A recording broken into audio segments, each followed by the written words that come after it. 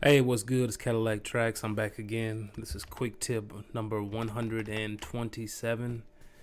Today's quick tip is about saving presets, saving effects presets.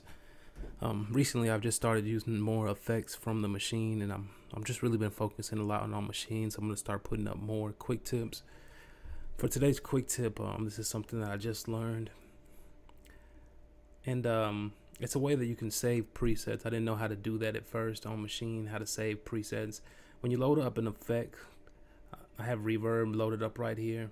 And when I load up the reverb on my hardware, I can push the magnifying glass. And when I push that, or I can click right here, it brings up all the presets that are available. And there's a few of them, like 10 or 20. And it's that way for every effect. Every effect has certain presets, but I didn't know how to save presets in this folder. And the way you do that is like this. All you have to do is load up a preset. And once you've adjusted the preset, like for example, this is the preset, this reverb right here. And I don't have any sound going through it, but I'm just going to adjust it or change it. So let's say I had changed it like this, and I had brought the mix down a little bit so it wasn't as much. What I can do from here is I can actually save that preset just by clicking right here on this down arrow, scrolling down to the bottom of your list, and going to save as. It pops up this little screen, and this is the important part right here. When it pops up this screen, you can push save, but it could save it in some random place. What you want to do is you want to save it where these effects are, or these presets are. And the way I found out where mine are is just by I closed that window and I went over here and I right clicked and I put find in Explorer, and it showed me in Explorer in my computer where this file is located.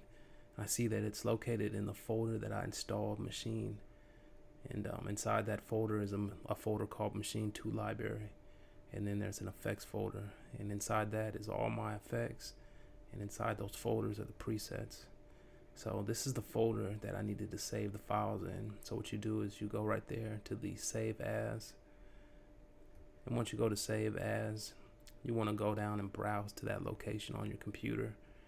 Once you find that location, you just push OK into the folder, the appropriate folder for the effect, and it'll save it inside of the preset list. And I went ahead and I made one called Reverb D, and you can see when I scroll down, it's right here, Reverb D. And that's how you can bring up your presets or save presets of effects. That can be done for any effective machine. And then there's also another tip.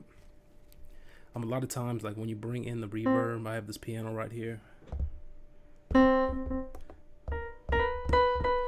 So the piano's right there, and sometimes I'll put a reverb on a piano. So I'll go ahead and I'll load the effect up, and I'll just go to the reverb. Every time the reverb loads up, it loads up this default right here, which is this room with a big mix. It sounds real bad. And I usually like to use plates anyway, and I'll just turn my plate down, and I might even put a little pre-delay.